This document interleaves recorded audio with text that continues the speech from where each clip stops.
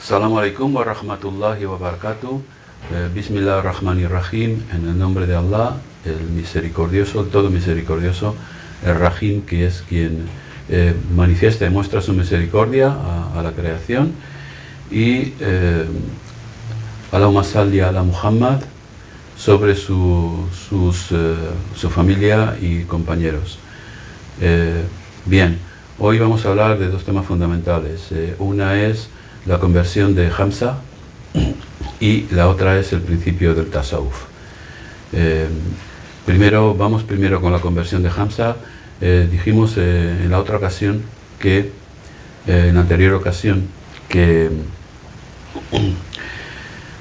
se propuso a Muhammad que renunciara a su mensaje para que el Quraysh, los nobles de la Meca, pudieran seguir con su vida de lujo, obteniendo beneficios de la adoración de los ídolos y del reclamo publicitario que eso tenía sobre los pueblos, sobre la gente, de los moradores de los pueblos que venían a circunvalar la casa de Abraham. Como Muhammad dijo que aunque le pusieran el sol en la mano derecha, en la mano izquierda, él no podría cambiar su mensaje porque viene de Allah. Y ahora continuamos diciendo que a partir de ese momento hubo muchas conversiones. Poco a poco se iban revelando versículos del Corán y lo único que Allah había enseñado como disposición, como obligación para todos los musulmanes, era la ablución y los rezos, además de el sometimiento a Allah, una sola divinidad, única, sin asociados, infinita, eterna. Esas eran las dos premisas principales del Islam. Es decir, hay un solo Dios, Muhammad es un mensajero, y aparte de eso hay la comunicación con Allah, primordial, es la purificación a través del agua. El agua es un elemento puro, uno de los elementos puros, como la luz que hay en este mundo, y la comunicación con Allah a través del salat, de la plegaria. La gente de la Meca conocían a los musulmanes seguramente por su indumentaria limpia, ¿no? Eran gente del desierto que estaban acostumbrados a vivir en unas condiciones insalubres prácticamente. Y claro, el contraste de una serie de personajes que venían sin mancha en los vestidos porque tenían que rezar de esa manera, sin mancha, es una de las condiciones del rezo, pues se hacía distinguir al que era musulmán del que no lo era, entre otras cosas, entre los ademanes, la manera de hablar, la manera de expresarse, el no ser brusco en sus gestos ni en sus palabras. Y aquello, pues la gente de la Meca, pues rápidamente se daba cuenta de quién había caído, de quién había acogido el Islam. El Islam todavía no había entrado en gentes de familia noble, sí, gentes de familia noble, pero gente humilde, pero no en ninguno de los digamos, nobles de la Meca, de aquellos que tenían prestigio y que tenían voz y voto en el gobierno de la ciudad. Bien, uno de ellos era Hamza, que era tío del profeta, y otro de ellos era Abu Jahil. Abu Jahil se llamaba Amr, su nombre era Amr, pero se le puso Abu Jahil como un mote que quiere decir el padre de la ignorancia, es decir, el ignorante por excelencia. Era un hombre brusco, de ademanes bruscos, era un hombre muy chapalante en el sentido de que era un hombre de estos que no miraba en sus palabras ni sus actos lo que hacía. Entonces, en una ocasión, y esto contrastaba también con otra gente del Quraysh, que aunque negaban al profeta, pues guardaban esos ademanes nobles, esos ademanes educados, ¿no? Que era una de las características también de la nobleza y de la riqueza. Pero este hombre, Amr, Abu Jahil, era un poco más brusco que los demás. Entonces, el profeta solía pasar por la Kaaba, solía hacer sus sus circunvalaciones, su recorrido entre Safa y Marwa. Entonces en una ocasión pasaba por allí dando la casualidad de que se encontraban los quraishitas hablando sobre él y hablando sobre el problema que tenían con cada vez más musulmanes en la ciudad. Entonces llegaron a atosigarle con sus palabras hasta que él hubo de decir: vosotros no sabéis cómo yo os traigo inmolación. De esta manera, de tal manera lo dijo que les entró miedo y le dejaron pasar. Fue al lado de Safa al-Marwa y allí se sentó hasta que vino Abu Jahil y le empezó a decir unas palabras que es mejor no nombrar, acordándose de las peores cosas que se puede acordar. Uno de los peores, dirigiéndole los peores insultos que un ser humano puede dirigir a otro. A esto pasó Hamza, que venía de cazar en los alrededores de Meca, y se le dijo que le habían insultado de una manera innoble. El profeta no respondió, y entonces Hamza directamente fue a Abu Jahil y con su arco le pegó en la espalda a Abu Jahil y le dijo: insultas a mi sobrino ahora que yo soy de su religión y acepto lo que él acepta y creo en lo que él cree. O sea, en ese momento Hamza se convirtió porque en ese momento le vino una fuerza muy grande, por un lado el amor de su sobrino, de Muhammad, y por otro lado la falta de nobleza de esa religión que él seguía, de la gente que seguía esa religión que él seguía. Y entonces Hamza a partir de ahí se convirtió y fue uno de los baluartes del Islam, fue uno de los nobles de Meca que ayudó mucho a los nuevos musulmanes en la medida de sus posibilidades, como luego lo fue Omar, ya llegaremos sobre eso. Y bueno, el episodio de Hamza fue un episodio que al profeta le dejó respirar, a los musulmanes también. A partir de ahí Hamza los llevaba al lado de la Kaaba para hacer sus rezos, en lugar de esconderse en las montañas, como hacían ellos antes con Abu Bakr.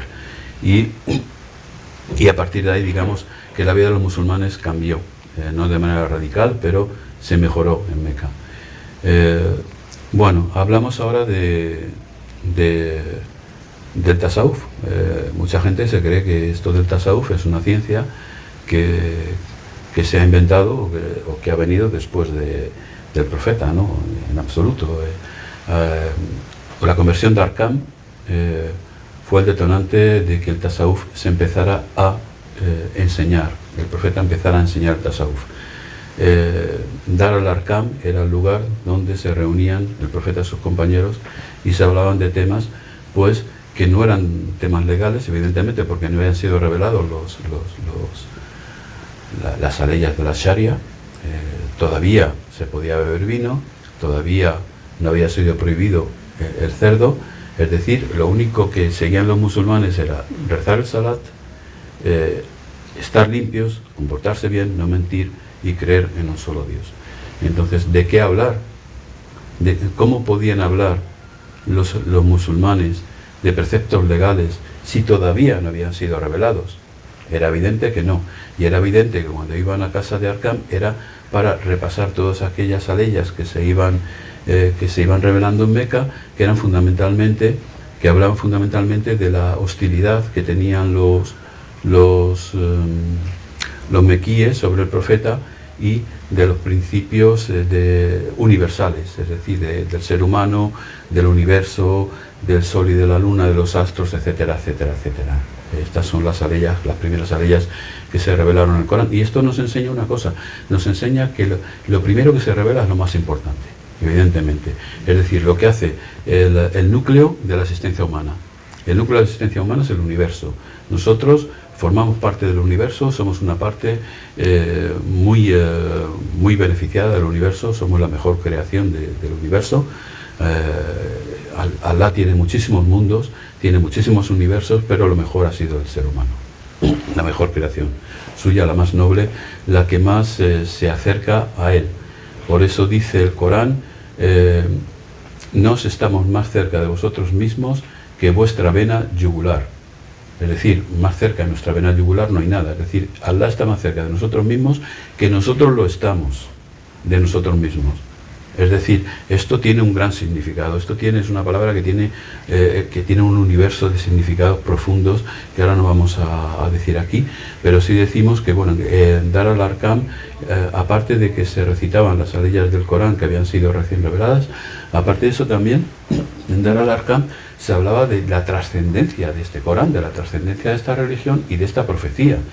Es decir, en el Corán, en la sura de la caverna, la sura 18, se nos habla del episodio del encuentro de Musa con el Jadir.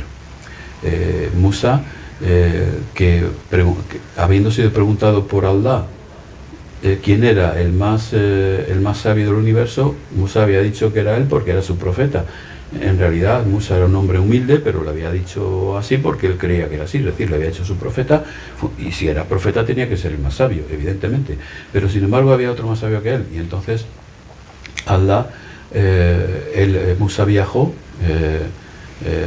probablemente hasta Ceuta, porque todas las crónicas andalusíes y así como los descubrimientos modernos significan que esa confluencia de los dos mares es aquí en Ceuta, donde yo os estoy hablando, y a partir de ahí hubo un encuentro en el que el Jadir enseñó a Sidna Musa una ciencia, a Moisés, una ciencia de la que él no había oído y en la que él no había participado de forma directa.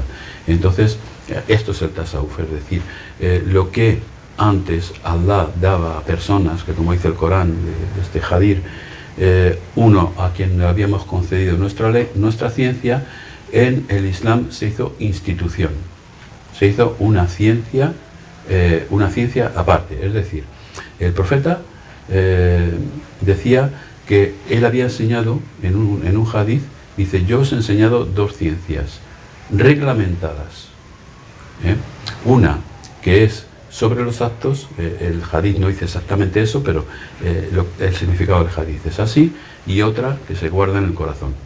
La de los actos va a ser una prueba contra vosotros, la otra no, porque es digamos una siada, como se dice en árabe. Siada es una adición de más baraka, de